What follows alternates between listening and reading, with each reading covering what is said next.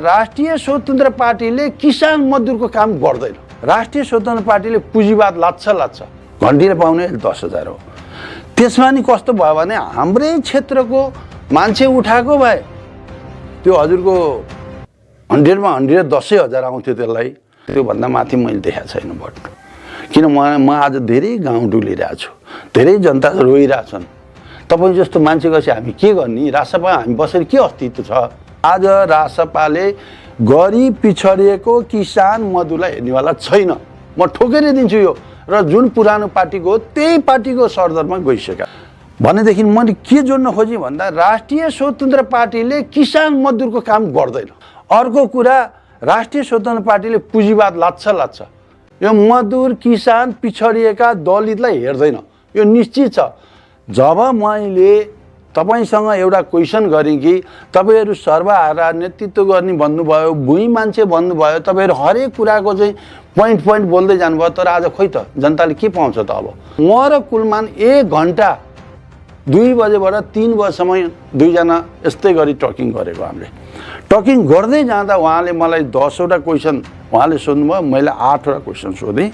त्यसको उहाँको र मेरो ठ्याक्कै मिल्यो।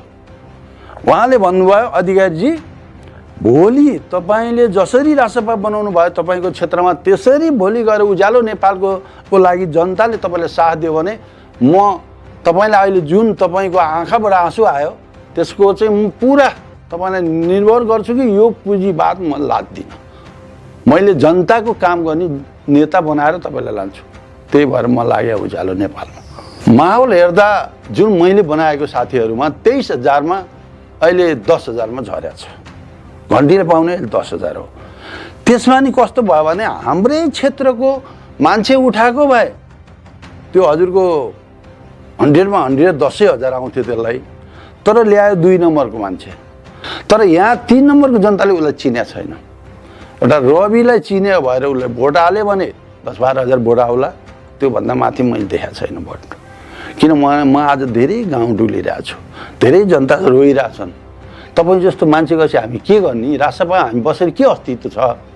तपाईले जुन हिसाबले हिजो एउटा झन्डा र एउटा ब्यान लिएर चोकमा भाषण गरेको रिपोर्ट सबै अहिले तपाईको स्पष्ट छ। आज रासपाले गरिब पिछडिएको किसान मजदुरलाई हेर्नेवाला छैन। म ठोकेर दिन्छु यो। र जुन पुरानो पार्टीको हो त्यही पार्टीको सरदरमा गइसकेको छ।